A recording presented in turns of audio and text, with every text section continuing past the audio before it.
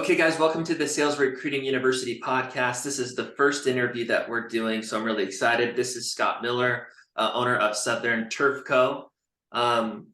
He's actually a client, and the way that we're going to do these interviews, at least for the next 1 to 2 years, is we're going to take clients that I personally look at and that, I kind of have fun with it as clients come in. I'm like, hey, that looks like a sick company. I would love to work for that company. And so I'm going to take those companies and interview them. And Scott is the first one. So Scott, I really appreciate your time today. How you doing?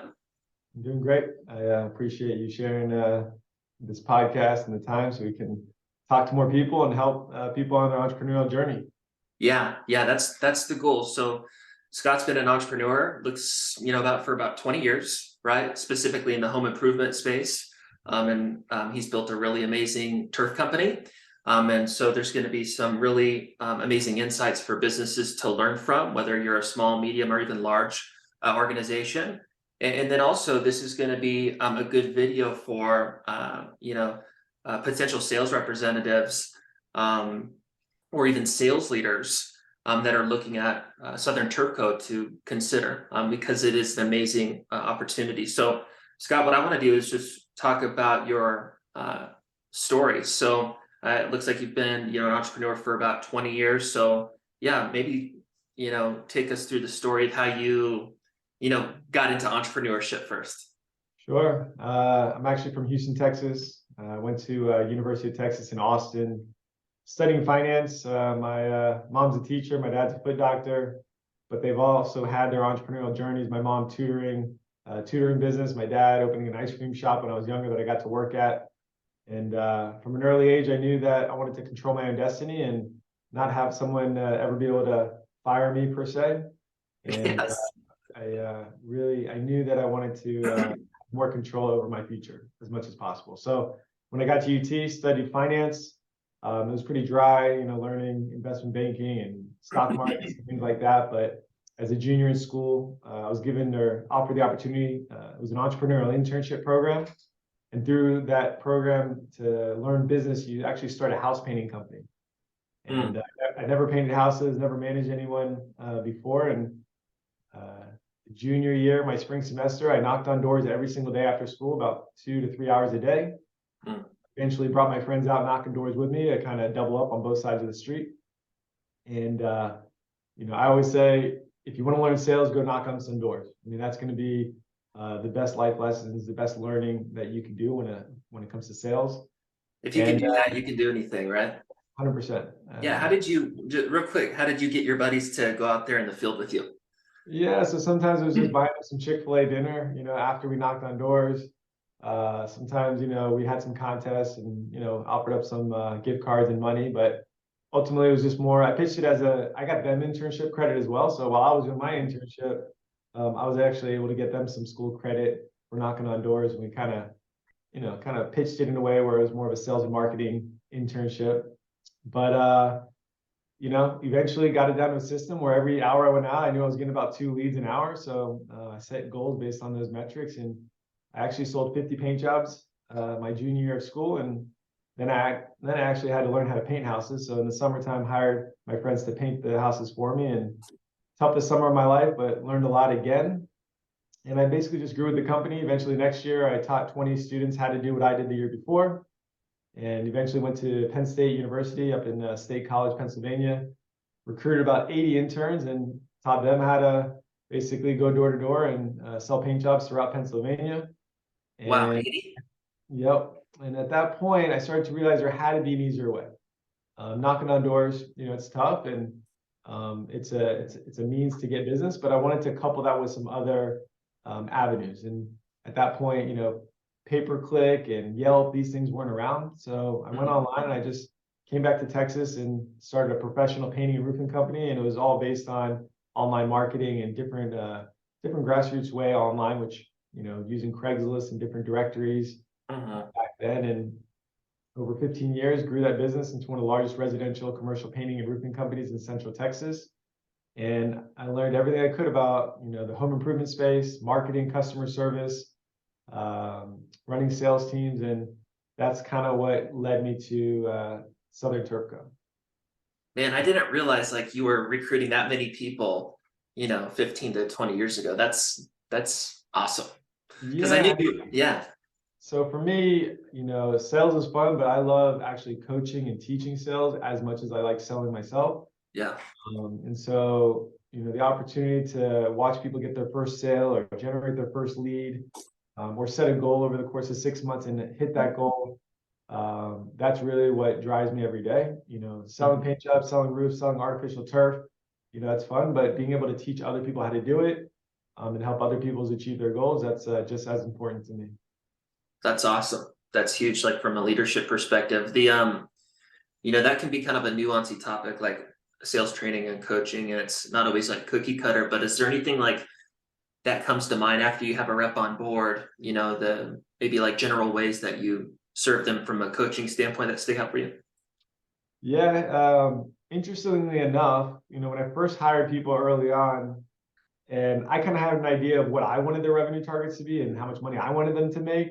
But at the end of the day, it's not about me. And so I learned that everybody has different goals and everyone has different things that drive them. Some people just want to have work-life balance and be able to spend time with their kids and their husband or wife.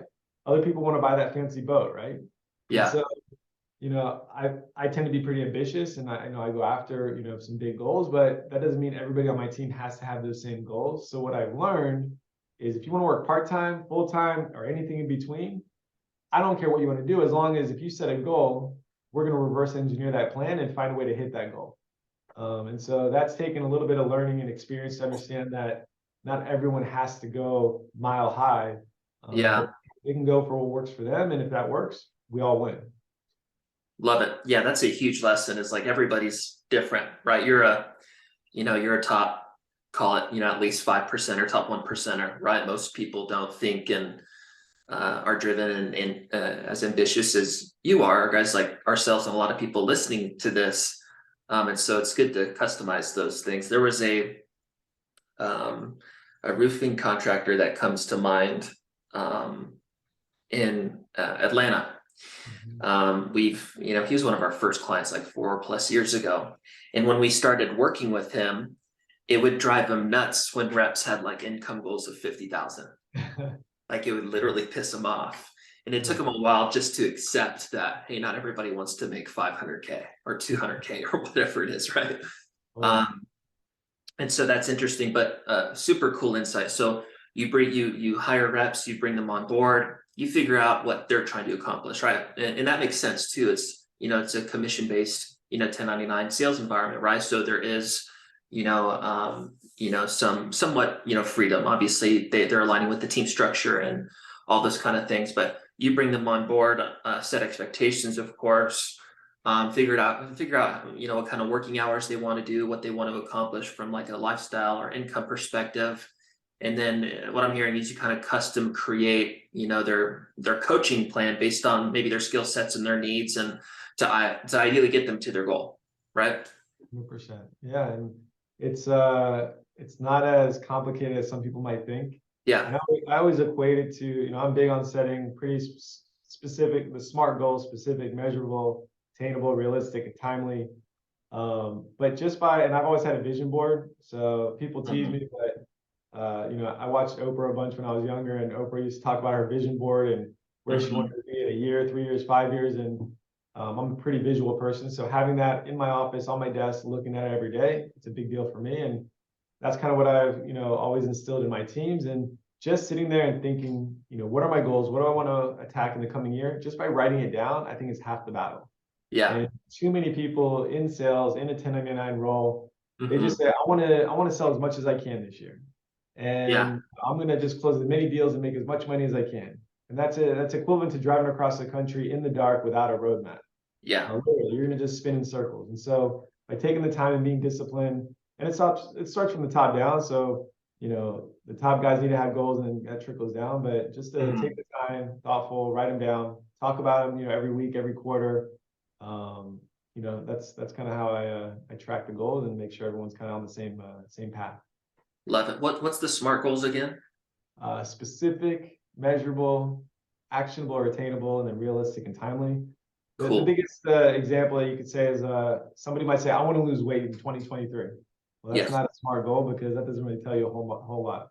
More specific, goal might be, in the first quarter of next year, I want to get down to 10% body fat, lose 5 pounds, and work out 3 days a week. But just have it more specific than just, hey, I want to make a lot of money or I want to lose a lot of weight. Yeah, got it. Got it. So clear on their goals, timeline around it, reverse engineer it so they have like a roadmap to actually hit their goals and know where they're going. Yeah, absolutely. And then the leader can obviously help them better too, because they're not guessing, right? It's like, hey, I know this is where we're going. Let me help you get there, right? 100%. And then you can hold people accountable based on what they're doing every week, every month. It's like, hey, these aren't my goals. These are your goals. Yeah, love it. Love it. So, some of the things the reason I wanted to, meet up with you and do this as our first one, as I kind of glance at your opportunity, there's a handful of things that stick out and I go, that opportunity is sexy. Like I'm interested, right? And I always kind of play this game. If I were to lose the recruiting company and for some reason couldn't start another company and I had to be a sales rep, who would I go work with? And so this is kind of a company like that. And we've helped over 1,000 companies. So I would only probably say that with 10% or less of them, to be honest. Okay. So these are the things that stick out to me personally. I think the product's really cool, right? I know this doesn't maybe apply to every person coming through the recruiting process, but I'm super OCD. I like things to look nice. And I think turf is just freaking awesome. Yep. So the product is really cool. It's beautiful. The other thing that's really exciting to me too, like if I'm in the sales rep shoes, or if I'm even coming in as a sales leader or maybe like a corporate recruiter as an example, is, hey, this company's looking to grow, right?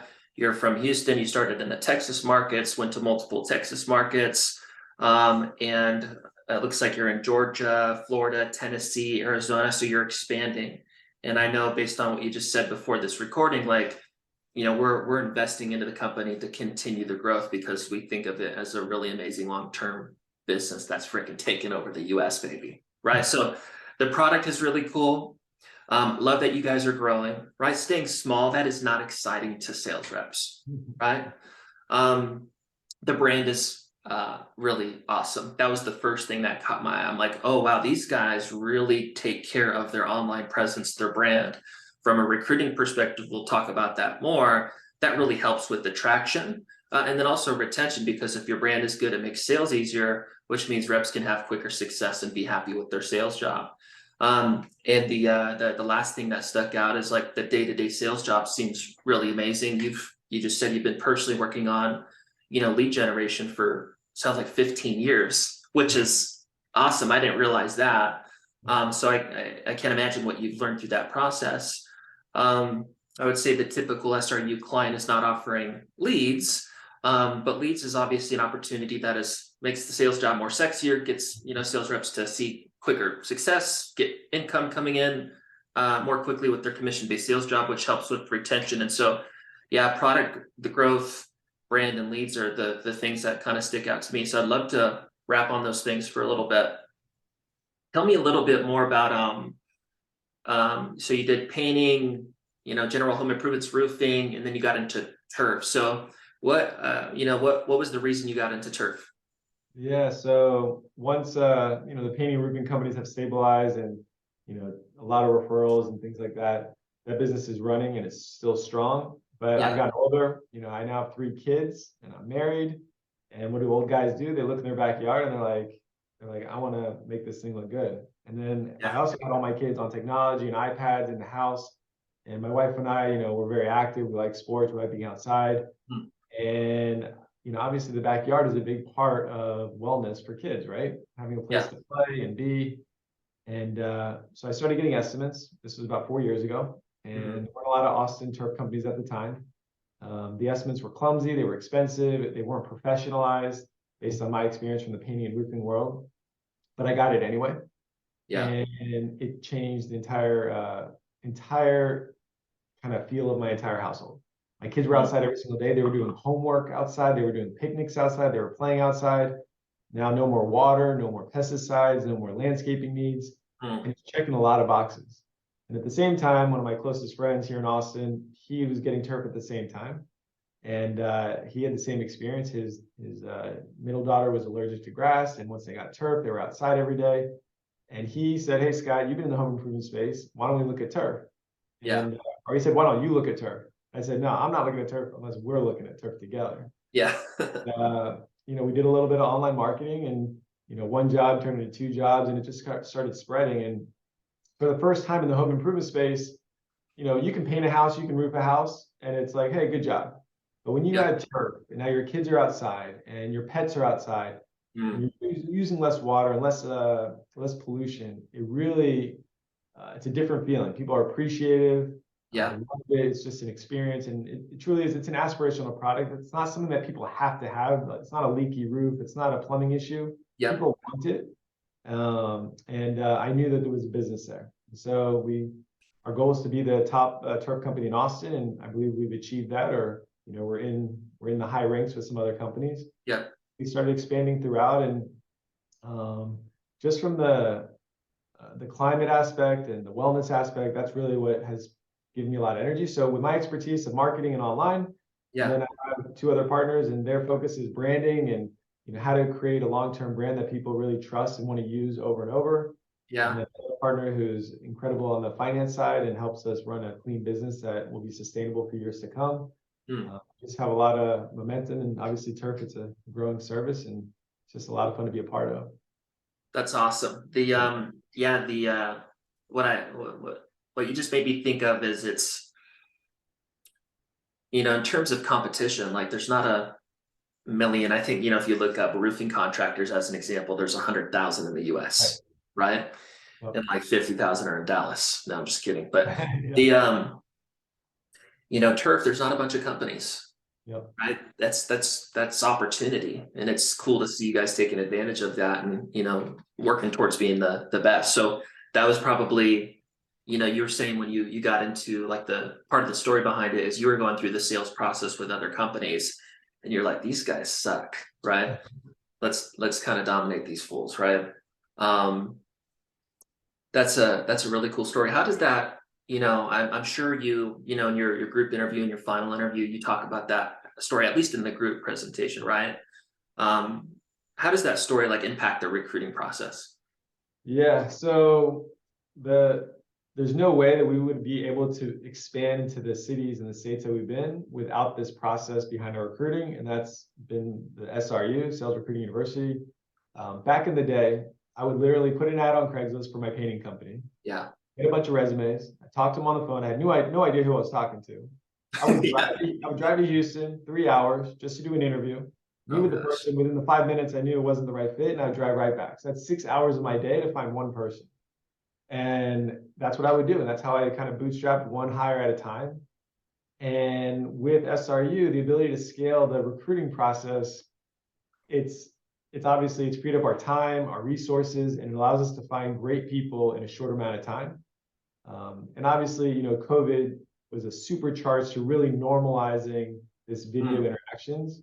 Because before, if I even asked someone to do a video interview, they'd kind of take a step back and it's like, what is this? And so now that, online recruiting and videos, it's so normalized, it's part of our day-to-day culture within business. We believe it's going to be the technology that we use for years to come, and that's how we're going to scale to be what we hope is the largest turf company in the country.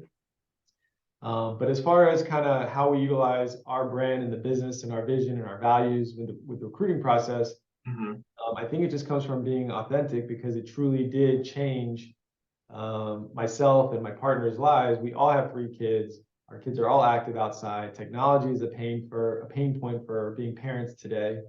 And as far as the climate and the universe, I've been a vegetarian since I was 9 years old. So animals, the environment is very important to me. Yeah. And the fact that, we can be a positive change in reducing water, reducing pesticides, reducing gas that are used for landscaping. It's a big deal. And we talk a lot about that in the recruiting. And I think people really, they gravitate to it. It resonates with a lot of people. Yeah. And that's how we've kind of scaled the recruiting. So during our initial group interview, talk about our history, our background. There's 2 things that we talk a lot about in that first call or that first meeting. It's the 1099 role where you get to have that autonomy and control your own schedule and kind of own your success. So we talk a lot about a results-based business. The more you put into it, the more you're going to get out of it. Yeah. But you also have this back-end infrastructure of a company that cares about its online reputation, its branding, that's going to help really push you to success. So it's a team approach where you have control, but you also have this safety net of this company that lifts you up when you need it, and it helps kind of keep you within the guardrails. And then, of course, our marketing, while a lot of companies, they're like, hey, you're going to come in, you're going to generate your own business, your own leads. We help scaffold with a ton of marketing, a ton of different resources to help provide those estimates, with the understanding that you're going to take what we give you, take one job and turn it into two, or turn it into three. Yes. And that's a skill set in itself. And I don't think we're doing the best job of it. I think we can always do it better. So I'd love to read a book on how to turn one into two. The goal is, if we're going to do one job on a street, how do we do 5 jobs on the same street? And I'm sure it's the same for you. It's like, hey, if we're going to get into helping, painting companies, roofing companies, plumbers, how do you turn one plumber into 10 plumbing companies and use that scale with that happy client, which I'm sure you have a lot of happy clients. I should be helping you get other contractors across the country in my network to help you grow. And just no turf companies. No, for us, honestly, the more turf companies, the better, because it's a network effect. And in the regions we operate, we're kind of like, every turf job turns into more for everybody. So we want the competition, because the more turf that gets installed, the more people realize, hey, this is something I can't live without. So we're actually, when other turf companies come, we invite it, we love it. Friendly competition, but really it's this networking effect that we want every turf company to do well, because a bad turf install, that's bad for business. So we want everyone to really raise the game and do an incredible job. That's such an amazing perspective. Like, that means that you're not just about yourself and your business. Like, you actually care about the same things that you care about, right? It's like, turf is impactful to the environment and all these things, and it can provide a really good experience in life, or and add to that. So that doesn't scare you away from competition coming in. And then there's also the Jones effect stuff, right? Where it just in general helps the industry. And you're probably also really confident in your guys's, your business too. It's like, nobody's really going to beat us on brand and, long-term sustainability and investing into their company like we are. So it's an okay thing. There's 350 million people in the US where we're going to be okay. So that's such a cool perspective. The story piece, like you're mentioning earlier, I think that's super important, because in the recruiting process, one of the important things, especially when you're persuading people into commission-based sales opportunity, ideally there are some things that are unique about you. Okay. A lot of industries, the industry in general is not really unique, because, like, as an example, roofing, there's 100,000 other roofers, right? It's hard to be unique in a situation like that, although you can. But the general point is every entrepreneur's story and why they started the company, what they want to provide for the marketplace and their team members, that story is unique to them. And there's going to be people, assuming there's the volume coming through the recruiting process, that align with that story, and it gets them interested in this person that's pitching them, and say, hey, this guy or gal's unique, right? And so I think that part is super important. So you guys have been the next thing I wanted to talk about was, like, the growth of your business. There's been a lot of focus on brand. I know technology has been a big piece for you guys in scaling to multiple offices and managing that, and fulfillment, or all the things that go along with running your business. Tell us what it's been like, to scale from, like, one market to what looks like 8 markets, fulfillment, tech, leadership, right? It can get pretty complex, but most, direct to consumer, organizations like yours, that's the dream. It's like, how do we go from this one market and scale? So tell us what you've kind of learned and gone through in that area. Yeah. So what I've learned, it certainly comes down to people and finding the right people. And I can't stress it enough. Just going back to our recruiting, the fact that we have a pool of 40 to 50 potential applicants in one meeting at a time, and that we can whittle that down to 1 or 2. It's just the law of numbers. So the more people we can kind of attract or view or kind of interview, it helps us kind of elevate and find the best people to help us grow. So it all starts with the right people, and we're always looking for win-wins, right? So it can't be us hiring someone to make a lot of money off of them, but they're not having a great experience. So we're always finding that win-win. But ultimately, when it comes to expansion, if you're in one city or a couple cities, you can kind of fly by the seat of your pants. You don't need processes. You can just kind of muscle your way through it, right? You Yeah. can just keep working hard and you're going to be fine. But the second you expand to multi-states or 3, 4, 5, 10 different territories, Mhm. a process needs to be tied to each action. And the biggest opportunity in turf is, think about painting. If you want to get paint, where do you go? Sherwin-Williams, Kelly Moore, Home Depot. You can buy paint on any corner. When it comes to turf, for a while in Austin, you couldn't buy turf locally. And in a lot of the Mhm. markets we operate in, we can't buy turf. So the supply chain, which I thought that was just a class they offer in college, but now I understand like supply chain is a good thing. Yeah. But to really figure out different processes and vendor relationships are key to expansion. So, and this goes back to another core value that was a part of me when I was young was relationships are everything. Yeah. Vendors are not just someone you can bully to get the best pricing. Vendors are really supposed to be a partner with you to help you grow, to help you expand. So things like terms, right? So when you're growing a business, cash flow is important. So really help, allowing them to help you with different terms of 30, 45, net 60, whatever you may be. Maybe it's rebates. So maybe it's, hey, if I buy a certain amount, can you get our pricing down? And if we can get our pricing down, then all of our salespeople win because now they can sell at a more competitive price. We can sell more work. And Mm. so really, vendor relationships are key to growth. Um, Obviously marketing, if you can't generate the business, you're not going to grow fast enough. So finding different ways and grassroots ways to find the business is key. But ultimately, I truly believe it comes down to the right people. And if you have the right people, you can expand indefinitely. And it goes back to this, recruiting platform, SRU. And I know you didn't bring me on here to talk about SRU, and I respect that. But it is a big piece of our technology and our business to help scale. Yeah. And that's kind of how we think we've grown. And then a big part I talk about in these group interviews and even the final interviews through SRU is, I try to compare ourselves to the Nordstroms of the turf world.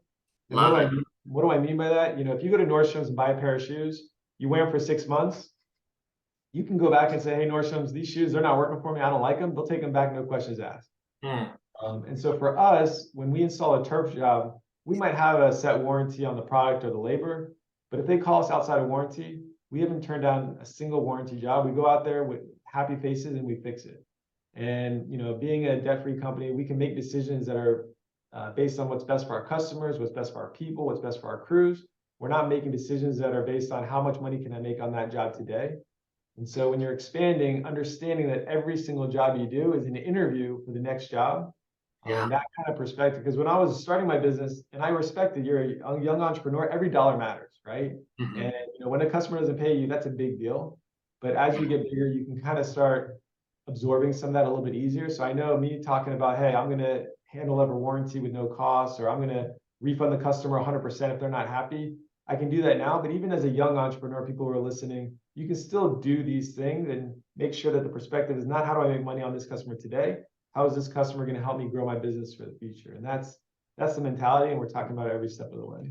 That is like such an amazing insight. There's a bunch of stuff that you said in there, but one thing was cash flow, right? If you don't have like cash coming in, that's a struggle. You start to put yourself in a position where you can't really make the right decisions that actually keep a company sustainable, like making your internal team members happy or doing the right thing by the customer, whether it's their issue or the company that screwed up, right? When you can solve those things with money, and protect your reputation and brand, um, to me, that's what's made our brand so good, right? There's been a lot of customers we've had to kind of like, make whole or, kind of, get out of our client base for whatever reason. And, that was a financial hit, but it was worth it. It's protected our brand. And, when I saw your guys's, your online presence, I'm like, I know they take care of their customers. They'll like do whatever is necessary to keep people happy and whole because they know that's going to be worth it 5, 10, like 15 years from now. My first and second recruiting companies, Build Your Sales Team and Active Onboard. I was a young entrepreneur, I had no idea what I was doing, right? I was also, much more selfish and, much more, what's the word? Is it scarce, right? Where you're scared to like give kind of thing. Yeah. and I wouldn't make decisions like that, and it had a negative impact on, the way customer viewed us. And um I think that's such a big piece, which obviously aligns with brand too, but doing whatever you need to do to keep your clients happy. Yeah. uh There's two yeah, things that come to mind, and I share this a lot with our recruiting strategy or when we're talking about the position. yeah, Uh, One is, unhappy customers are truly an opportunity to learn to be better. And yeah, I tell my sales teams, look, if you get a bad review during the sales process, that's a problem because that's like the honeymoon stage. That's where everyone should be loving each other, right? yeah, So yeah, that I can't work with. If we do a bad job or our crews make a mistake or we break a window or we do a bad install, we can fix that, right? yep, I always tell every customer that, if I meet you at a farmer's market in town and we cross paths, I mm, want to hold my head up high and I want my sales team to be able to hold their heads up high and be confident we did everything we could to make that person happy. And don't get me wrong, some people will never be happy and that's okay. That's part of business. yeah, But as long as we do everything we can to make it right and treat them, it sounds cliche, but treat them how you'd want to be treated if you were on the other side of it. yep, That's kind of what we teach and it served us really well.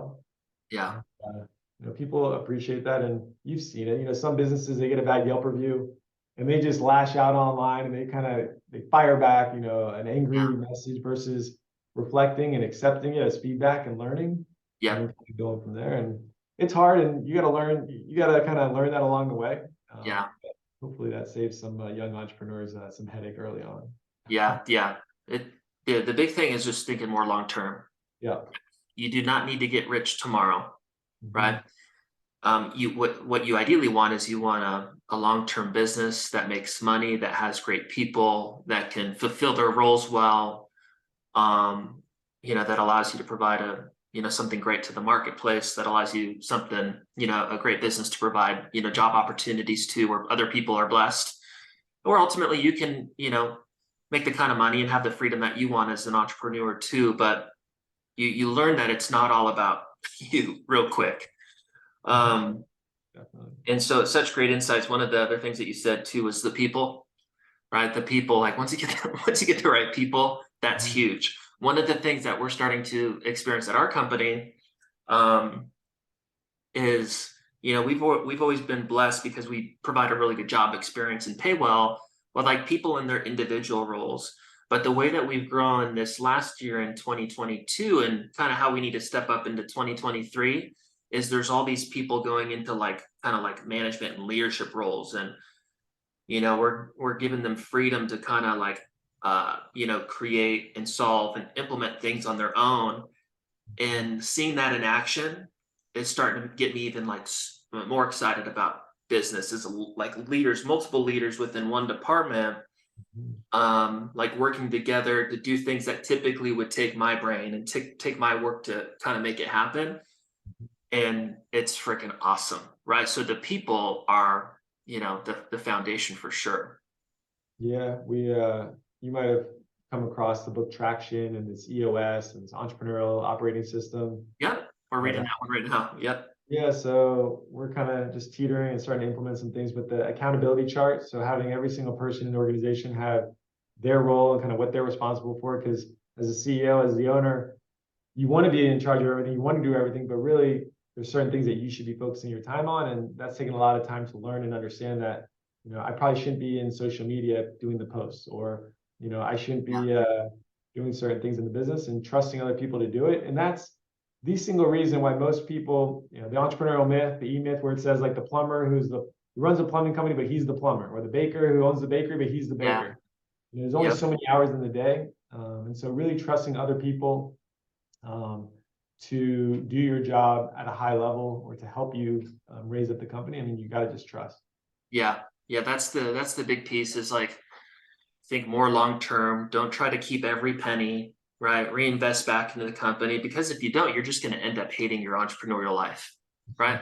Who wants to freaking work as a sales rep and a plumber at the same time or whatever, and the admin assistant and the person doing the bookkeeping for 30 years, right? That's not why guys or gal got into ownership. So that's a great point. Another thing that you said is job experience. That's an obvious thing, but a lot of times, companies think they just quote unquote need the right people, right? You got an entrepreneur, they've been hustlers like us. Maybe they haven't built the business yet, but they're like, hey, I'll work 60 hours. I'm a top performer. When I did this sales job, I made 300K.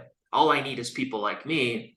But really, if you had other people like that and you didn't provide the job experience, they're just going to go do what you did and start their own company and do it maybe even better. Right. So one of the things that you said is job experience. It's not just about the people, but it's following that up with, all the complexities around retention, the training, the comp, the onboarding, the management, the culture, like, a real vision of the company and all those things.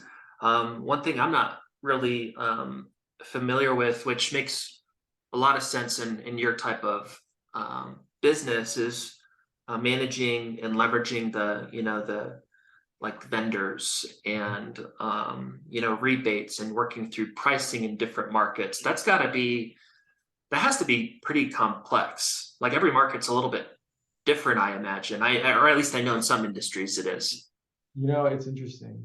There's one way to make life truly easy for the vendor business owner relationship. And it comes down to relationships. My mentality has always been, how do I be the best customer possible? And even when I got onboarded with Sales Recruiting University, my goal, and I think I told, my manager, my sales rep, is like, I want to be the easiest customer to do business with. Yeah. Because I truly believe if I'm easy to do business with, then you'll go out of your way, to help me be successful in whatever you do on your end, right? Yep. So the same thing with our vendors. It's like, if you make sure they're not chasing you down for payment and you're paying on time. Yeah. And when there's a warranty issue, it truly is a warranty issue. And you're not just trying to take advantage of the supplier, right? So, if the turf, maybe is falling apart, it'd be easy just to say, hey, supplier, I want my money back, or, replace this for free. But did my crew make a mistake? And if my crew made a mistake, be honest, right? And so there's a million ways that you can try to take advantage of your vendor, take advantage of people who, service your company. But if you try to make ease of doing business or business easy for them, you'll have a relationship for life, and they'll go out of their way to help you be more profitable. Yeah. They'll send you on big commercial bids, because a lot of these suppliers, these vendors, they get the first year on a big job that's coming up or a big project that's coming up. And so if you're a great client, they're going to share that information with you, and that's invaluable as a growing business. Yeah. Again, it goes back to, relationships are everything, and being fully transparent. And so we're very transparent with our sales teams in terms of, making sure they understand how they're getting paid, because that's the biggest complaint in most businesses. Is crews and salespeople, they feel like they're working, but where's the money? But to try to educate them on their financial KPIs and help them understand week to week where the money's coming from and how it's flowing. And then, of course, paying people on time. So pay your bills on time, pay your people on time. It's amazing, but that simple concept of don't make people wait, it creates longevity and less attrition, and pretty basic, but it means something. Yeah.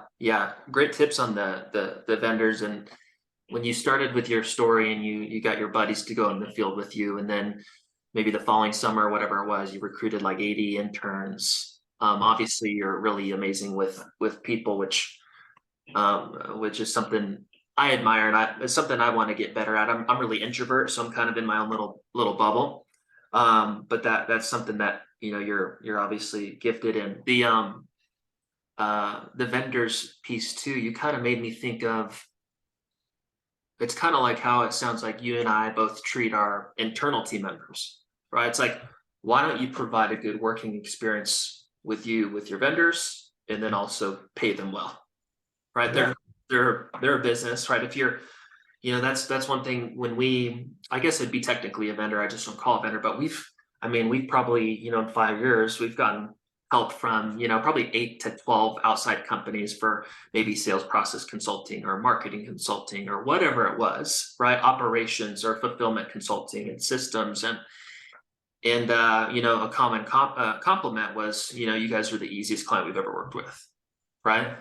And that goes a far, that goes super far. So that's an amazing tip. So technology too for growth. I know that's something that you've leveraged a lot. Like when you say we've leveraged tech a lot, and that's something that's allowed us to grow. Like, what do you mean by that? Yeah. So, and this is new to me. So the last few years, Slack has been our internal communication tool. So basically, Huge. instant messenger on steroids. But it does a few things. It shrinks our sales team, so it makes them feel like they're part of a team. They're learning from each other, best practices, but also disseminating information as quickly as possible. So if we're running a special deal, or if there's some opportunities to help each other close certain deals, to share best practices. So we use Slack as definitely our tool, and I would recommend any company to use some kind of internal communication tool to keep that information flowing. Obviously with SRU, that's our recruiting technology, and I can't imagine anything being better than that in terms of if you're trying to scale sales teams. As far as our marketing technology, so one thing that we do that's not necessarily technology, but we encourage all of our sales team to come up with ideas of marketing. So if they want to go run a farmer's market and get into the neighborhood, you present us a business idea of how you're going to implement it, and then we'll fund it. So we'll back it up with the capital, and you go and implement it. And I think whether you're a roofing contractor, a painting contractor, anything, empowering your sales teams to come up and think like an entrepreneur, come up with business ideas, create a business plan, sell it to me on why you think it's going to work, and then we'll back you 100% with the money. And that really creates an awesome partnership from a sales side and growth. That's a freaking awesome idea. I Yeah. love that. I love that. Because not all the people, because you have a 1099 sales role, not all of them are entrepreneurial, right? But some of them are, right? And they have the creative side of them that needs to be kind of fulfilled, right? I think this is super cool because it allows them to be kind of the entrepreneurs or the entrepreneur within the business. And something that's important to note too, this is not only you trusting people and coming up with new ideas outside of like the leadership, but it's also you kind of maybe fulfilling some type of creative outlet for your salespeople. But you're also investing, right? You're investing into them. Like I know for sure those things have impacted heavily the retention of those people that have been able to do that within Southern Turf, right? That's huge and super unique within your business. That's super cool. Yeah, no, I appreciate that. And then a hack that I learned when I was really young, starting my painting roofing company. Back then it was Yodel and Yext and all these other companies that were up and coming. They would call me every day, pitching me some service. And usually it was a pay-per-click or SEO or whatever it was. And most people would take those calls and just hang up on them. I'm not interested, right? I would let them pitch for 30, 40 minutes, whatever they wanted to tell me. I would take notes. And basically they made a business out of something. So whatever they're telling me obviously works. And so I would reverse engineer it and figure out, can I do this on my own? Is this something I can implement? And so I learned a lot of my early technology in marketing and strategy just from big companies coming to pitch me. And originally, you guys, I found you, as a recruiting part, but you guys kind of walked me through what you were doing. It wasn't something that I wanted to be able to tackle on my own. There were too many moving parts, a little bit outside my wheelhouse. Yep. But if it was something that I could do, I'd probably try it before I hired the company and see, if I could do it. And if I can't, then I go back to the company. But these are just some ideas of how I grew the business fast. Early on with YouTube videos and online reviews is a big part, obviously, for credibility. And when it comes to getting online reviews and growing the business, I think it really comes down to if you incentivize your people the right way, and if they're rewarded the right way, people will rise up and take the action. Yeah. But you also have to create the infrastructure and teach them how. Is there a script? Is there a specific text message? Is there timing to it? So while you can't always just pay someone to do something and get the results. If you create the knowledge and the process along with incentivizing it the right way, I think that's when you really explode and have the results kind of take off. Yeah. So let's go on to the brand stuff next. One thing that you mentioned, I'm glad that you said it too, because we're about to redo like all the SRU online stuff. In that I was kind of like 75% sure I wanted to recommend Slack communication to everybody, right? Outside of onboarding training, the one-on-one meetings for sales managers, team meetings, that's like, you need like a constant communication opportunity with your team too. So I'm glad that you said that, because I agree. So Slack is just a, communication tool. And I think you can scale it with just the free version. Yeah. I mean, you can do a lot with the free version. Yeah. I think that's what we use, is the free version. Do you have, I imagine that like within your sales team, do you have like, is it like, Atlanta sales team, and then, Yes, we'll break it down granularly by city. We'll do internal, so our admin team will have their own channel, the sales team will have their own channel, then we'll have a big company channel that everyone can be a part of. Yeah. So you can slice it and dice it a lot of different ways. And Yeah. Yeah. Love it. So brand, this is something that you've been working on for, 15 plus years, right? So when you think of the word, or when you hear the word brand, like what comes to mind first? yeah, I mean, the goal and the dream is that if one of my people go out, in Arizona and they do an estimate, it would feel the exact same way if they did it out in Houston or Dallas. Mm, Um, that's brand, but for us, it's more about, we want to be an educational based sales team. We want to educate our clients. It's not a one call close. We're not trying to high pressure anybody. mhm, Sure, does this fit your vision, right? And so, gear is important. And again, I would tell young business people, there's cheap gear and then there's expensive gear. Find something in the middle that looks clean, that looks professional. You don't have to mm. break the bank, but you can go a little bit over and above to show quality, right? For the gear stuff, like the polos and stuff like that, when do you, when do you provide that stuff in the onboarding process? Do you let them get like a few days in, or do they get that day one or 1 to 2 weeks after? When do you Yeah, bring? so we want to get all this gear in front of them day one because Yeah. that's really a part of kind of showing professionalism and credibility with the clients. Yeah. Um, business cards matter. So, you can go cheap business cards, you can go higher end business cards, but just giving someone, it's not about the card itself, but it's showing someone, hey, I'm in this for the long run. I'm not going anywhere. Yeah. Because nine out of 10 contractors are going to walk in, not branded, maybe a notepad, and they're just going to, write down a price on a piece of paper. Yeah. Most people are not going above and beyond, having consistent, proposals, digital proposals and things like that. Yeah. Uh, but all of our products and turf is branded, locally. So, in Austin, you might have a specific turf that's more branded to a location in Austin versus in Phoenix. We'll call it something different to kind of make it feel more local. Yeah. For like a smaller company, right? Let's say I'm a solo owner, right? And I've been just kind of like a glorified sales rep for a long time. And I'm like, okay, I want to step up my game and start building reps under me. In terms of like, the branding, like the outfit type stuff, which is really common in direct to consumer sales. Do you feel, I mean, obviously it's better for the rep experience to get them that stuff like immediately because we're already persuading them into a commission-based sales opportunity. The more legit that we can make them feel, right, the better that it ties them into the company. Now, some opportunities have more attrition, which means you can give that stuff and that rep disappears and you lost $50 in polos or whatever it was, right? So if you were thinking, a while back, let's say it was just you, like how would you handle those kind of like miscellaneous expenses?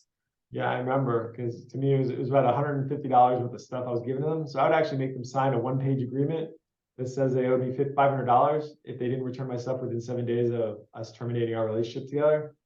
Some people it holds them accountable. Some people really they don't care. Yeah. Um, but if the biggest expense to any company is typically hiring someone and then them quitting or failing because of your poor leadership or poor process. So Yeah. once you have them committed and they said yes, invest the tools, give them the right tools to be successful. Because if you half-ass it, if you don't give them the right stuff right off the bat, then you're basically asking them to work with one hand tied behind their back, right? In my opinion. 100%. But there's a relationship thing there too. Like, hey, we're a small company. Here's your tools. This cost me $500. Here's shirts, here's binders, here's brochure. Each brochure cost me $1.25. Mm-hmm. When you kind of share that with them and be vulnerable, Yep. people will typically understand and rise up. So we had plenty of people that just return the stuff because they care. They didn't want to leave me hanging. Yeah. Some people assume that you just give them stuff and it was free. They don't really think about what Yeah. resources it took to put that stuff together. But yeah, I think that's Yeah. kind of That's a great perspective. It's like, the transparency and authenticity, should just be throughout the whole process, right? It's just like, be honest, because most companies are not honest and people are attracted to the honesty and the transparency because they're not used to that when looking at, new employers. But that's a really cool idea, saying, hey, this is an investment. This is what it costs. We know that not 100% of people are going to be a perfect fit. We think that you obviously are, which is why we're bringing you on board. But if for some reason you realize it's not a fit, we just want the materials back, and you have a simple agreement. Obviously, the agreement piece is just to kind of like hold them accountable to the actual thing, and they can disappear off the face of the earth. But And I it's never, a great. I never pursued the $500.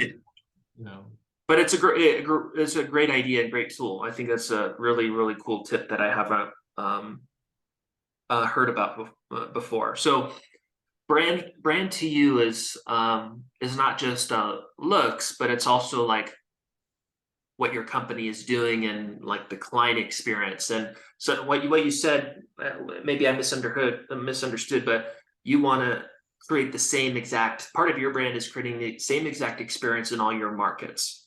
Did I misunderstand that?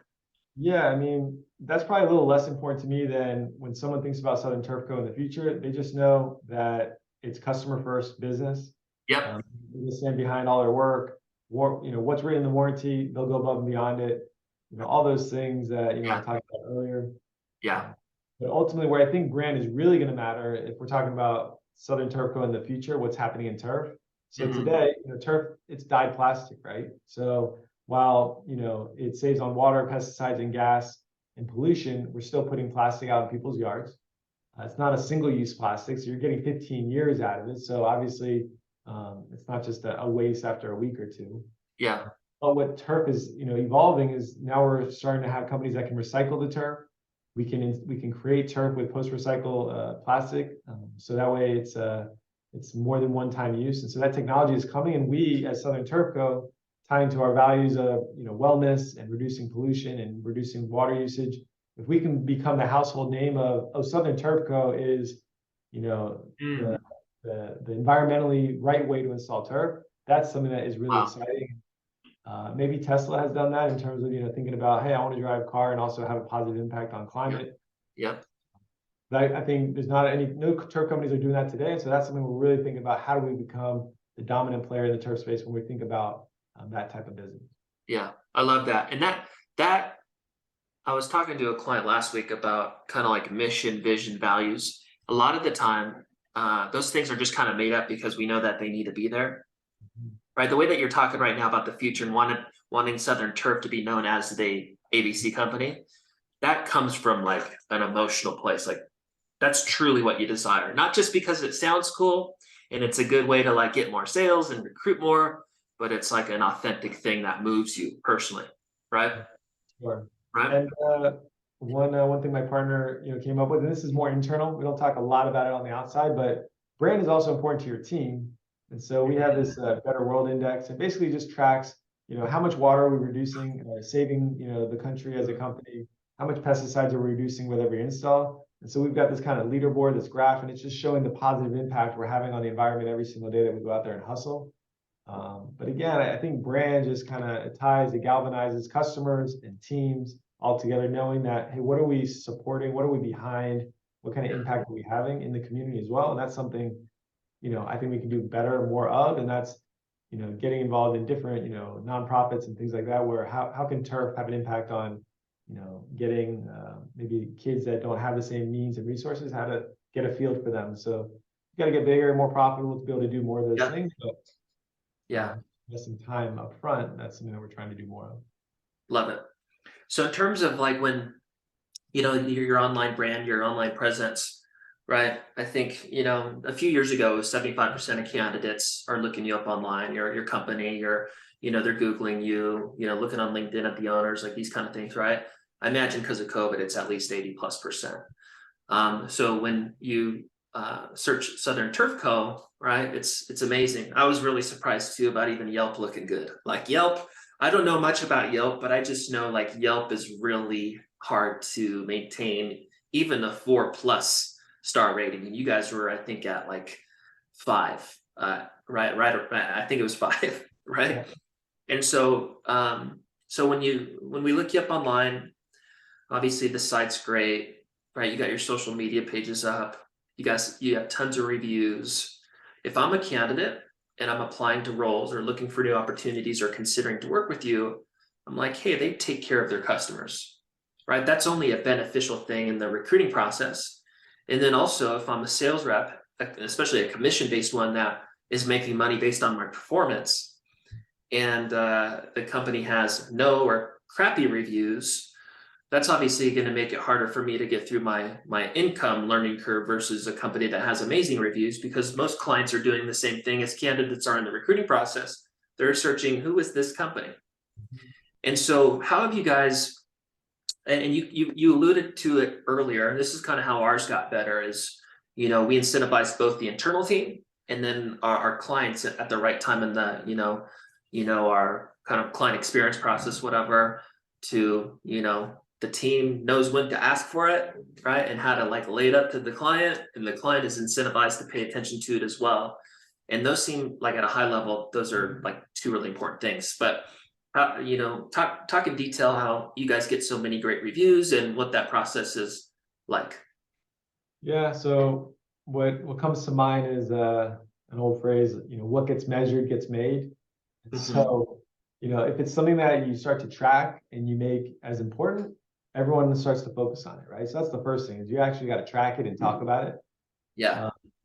But then it's really a mindset. And, while, giving customers an incentive gift, it works, and paying salespeople an incentive for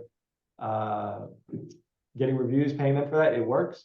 Yeah. But really understanding the mindset of, when you manage a job, tell the customer, hey, my goal is to give you the best possible service. I appreciate you giving me, the opportunity to work on your home and install your turf. But at the end of this, I want you to be so happy that you're willing to write a review for me. Is that something you're willing to do? And it's almost like a pre-sale, but Yep. it's a reverse sale as well. It's like, hey, Mr. Homeowner, I'm going to work my butt off. This is my goal. This is what I'm doing. And then when you execute on it, then you have no problem asking for it. And you got to ask for it not just once, but usually 2 or 3 times. Yeah. It's no different than when you close a sale. To get the review, it's still a sales process. You got to ask, you got to text, you got to send the link. Yeah. Sometimes we'll go as far as actually pre-writing what they can write, just to kind of reduce the obstacles, because people are busy. That's a lot of people, they want to write a review, but they get scared. They don't know what to write. And so just for some people, giving them what to write, they appreciate that and they'll do it. But it all starts from doing a great job, under promise and over delivering. Because if you don't do that, you're not getting reviews, right? Yeah. And then for a sales team, if I'm trying to coach my sales team how to get more reviews, yeah, you can make, $50 for getting a review for the company, great. But where it's really going to affect you long term is you're going to have people call in the office saying, I want Joey to come out because I read all the reviews and Joey's name was in all of them. Love it. You're building your own personal brand, right, within our company infrastructure, where people know you as the guy at Southern Turf Co. And so if you really put things in the best interest of your people, so best interest of the customer, because, hey, I'm going to work my butt off to give you the best possible job and you're going to reward me with a review, great. Yeah. Hey, Mr. Salesperson, the more reviews you get, the higher your closing rates. And I've seen it, 5 to 10% closing rate increases when you get 5 or 6 reviews with your name on there. And so I think that Very cool. Always in coaching them, but that's kind of how we've made it happen. Yeah. Yeah. That makes total sense. That's great advice. The way that I kind of look at it internally too, is I tell our team, it's like, us having a good brand is going to be required for us to have a long-term business, right? We're all blessed by SRU and our jobs and how we make money and the job experience, but we have to continue to provide a great service and make people happy so they continue to like our company, because that online brand is gonna, either positively or negatively impact our company long-term. And we all want this job long-term, right? And so I'm kind of in this place where, if it's not, and I know it's not technically accurate, but from my perspective, if that's not like a top 3 priority for a company, you're not going to be around long term, right? Unless they're just like a small sales rep kind of owner. But great advice. How do you think? Maybe hard to quantify, but how do you think the your online reviews impact your recruiting, right? How much easier it is to maybe close people into the opportunity, and then also, get them selling more quickly.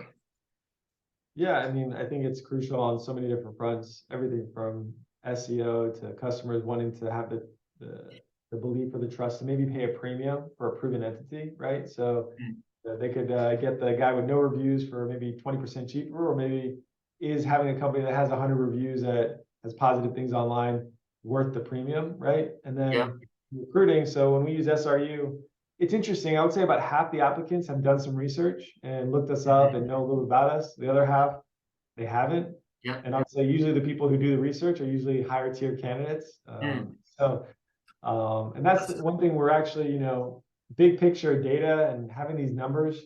What we're trying to do, because we're doing so many interviews every week with SRU, we're trying to figure out who's our best possible recruit. What are we looking for? Is it the guy who's owned his own business?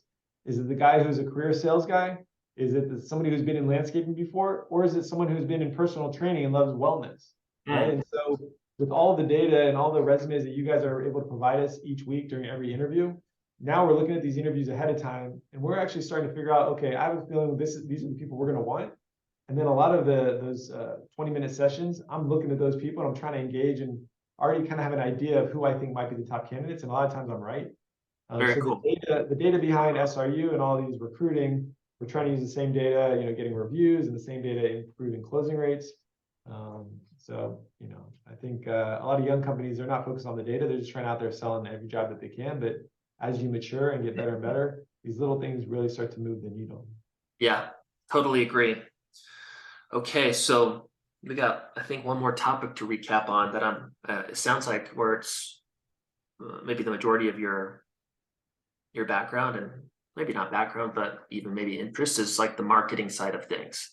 Right. So I know that's like kind of a wide topic, but maybe speak to, 2 to 3 overarching things over the last, decade plus that have been really important in terms of marketing and lead gen and that topic. Yeah. So I haven't really thought about this in a little while, but yeah, I think there's 2 things that I could tell you that have worked really well for me in the marketing space.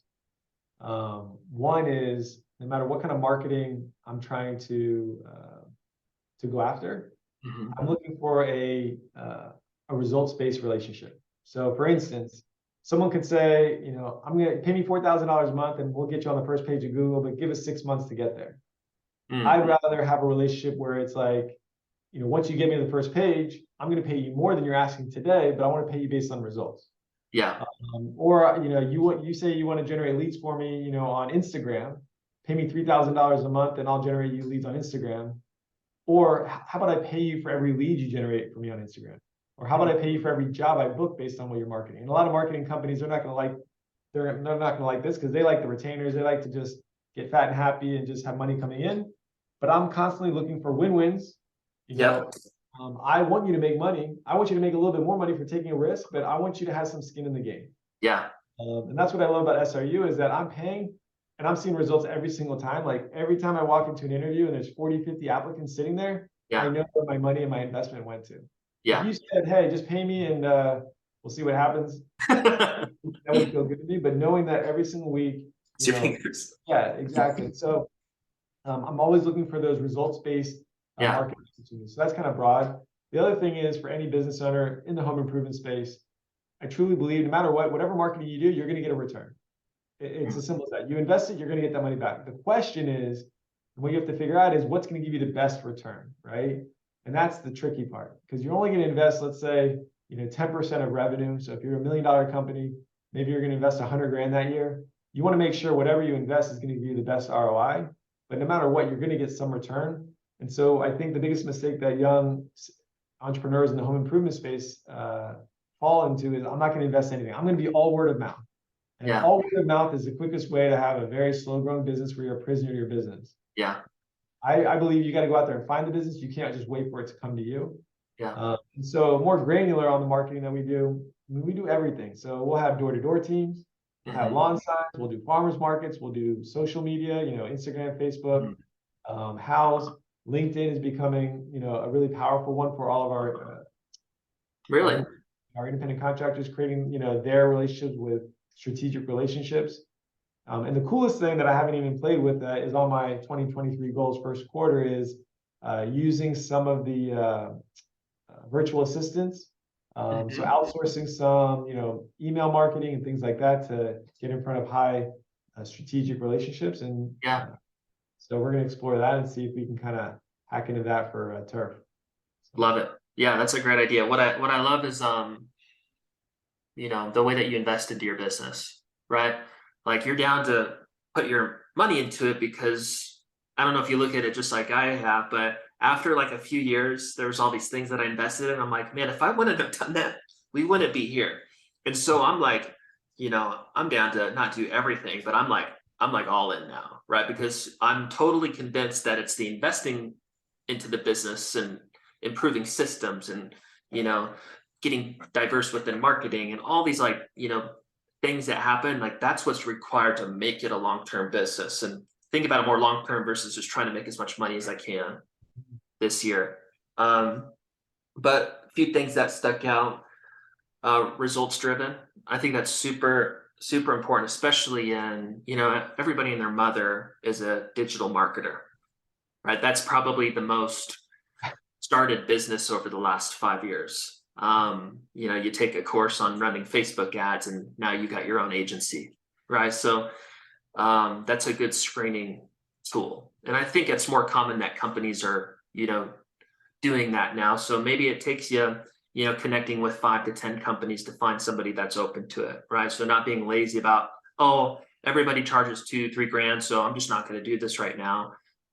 Maybe do a little bit of work and source through, some agencies. Yeah, Yeah, go ahead. no, I encourage to have a wide gamut. So hire that independent guy who's working from his desk in his own little office without a big agency, but then also invest in the bigger infrastructure, agency style, because they do things that are different skill sets. So there's not right or wrong way. I think there's room for both of those types of businesses. Mhm. If you can find a company that's willing to put some skin in the game and offer some type of tangible results, whether it's estimates set or revenue that's going to be generated or hires that you're going to get, Yeah, whatever that kind of guarantee is, if you will. There should be something more specific than just I'm going to get you a lot of business. I'm going to get you to the top of SEO, whatever that is. So yeah, yeah. And I think another good thing that took me a while to learn is, an agency or a marketer, they're not good at everything that, like all those things that you listed, it's not one person. I know that for sure, right? It is very unique where people have that much skill set within their, marketing skill set or whatever, right? So I would imagine for what's common for somebody that's trying to get into the lead generation, avenue, right? It's like not all door to door, not all self-gen. Okay, what does it look like to invest into ads? Typically, you're going to be investing into one, maybe two sources, right? And you're just going all in on that, assuming it's like, Facebook or Google or, like the bigger ones, going all in on that until it's working. You're getting the ROI, it's predictable, more cash flows coming in. And then you can start to invest into other avenues, which was another thing that stuck out is you're really diverse. That was something that took us a while to learn. About a year and a half ago, I taught myself Facebook ads 5 years ago when this business started, and that was a game changer, right? I'm like, this is freaking awesome. My first two companies, I would just like pull up Craigslist sales job ads and cold call guys like you that were posting ads if they left their phone number and try to sell them like that. And it worked perfectly for like 3 years. And then all of a sudden our account got shut down. And, I had, built our whole lead generation just on the comfy Facebook thing. And it was easy and it worked and it was profitable. And all of a sudden it was gone. And it was a big issue. It hurt for a good 6+ months. And one of the things that I realized is you got to be diverse, right? It's just like, investing, sometimes in investing, it's good to be diverse, not have all your eggs in one basket. The same thing with lead gen, especially if you build a larger company where your operating costs are super high. If you're victim to one thing, that could hurt really bad if you got a lot of costs to cover. And the last thing that stuck out was perspective, right? It's that, it's that long-term perspective. It's being okay with investing and getting through the learning curve and not maybe expecting everything to happen immediately, right? It's that long-term perspective. So, man, this has been awesome. I loved this. It was like really cool getting to know you more. I think Southern Turf is even more of a cool company than I thought. Let's finish up with maybe you know, one thing that you could, I know you've given a lot, but maybe one thing to like the smaller business owner, like one or two pieces of advice that has stuck out over the last, you know, 10 to 20 years that you think is valuable to the guy like ready to get out of the sales role but build his company or her company. Yeah, I think it's funny, like me and my friends who also run their own businesses, it can feel like a bit of a roller coaster, but just understand, a third of the time things are going to be going great. You're going to feel like you're hitting on all cylinders. A third of the time you're going to be in fireman mode where you're putting out fires and things aren't happening the way you anticipated. And the other third of the time you're going to be just fixing and adjusting and tweaking. And so, they say that the same thing is about marriage. A third of the time it's going great, a third of the time it's like you're marrying, and a third of the time you're in chaos. It's no different in business. And, at the end of the day, we've talked a lot about, just being authentic, being high integrity, just being transparent. And, if you do those things, I believe everything else takes care of itself. And, I appreciate, your time, Ryan, and what you've done to, my business. And I truly don't believe we'd be able to scale as fast and how large as we've gotten without, y'all's skill set and your entire team. It's not just you, because I only get your time a little bit, but I get the rest of your team a lot more. And obviously, your personality and your traits have trickled down to your team. And, I appreciate that I can value you as a friend and as a business partner. And hopefully, in 10 years, we're looking at our businesses and just keep it going. Yeah. Yeah. One thing that, man, I learned a bunch today, but one of the things that I really admire about you is you really care about, your relationships and investing more time into that. So that's something that I need to and want to focus on more. So for anybody that is maybe if this video is shown to somebody looking for like a sales leadership role or a sales position, and they want to connect with you or a leader at Southern Turf Co., would southernturfco.com/apply. Does that link work? Is that one where we want to push people, or? Yeah, just go to southernturfco.com and call any number on there. And then Cool. if you say you want to talk to Scott, my phone number, they know that they can give out my phone number whenever someone asks. So That's fully awesome. available. So just, reach out and see if we can have a conversation. Awesome. Well, first interview for Sales Recruiting University podcast was awesome, Scott. Thank you so much for your time. If you guys want recruiting help or want to connect with us, go to salesrecruitinguniversity.com. And Scott, you have a killer rest of your week, my friend. Thank you so much. Thanks, Ryan. Take care.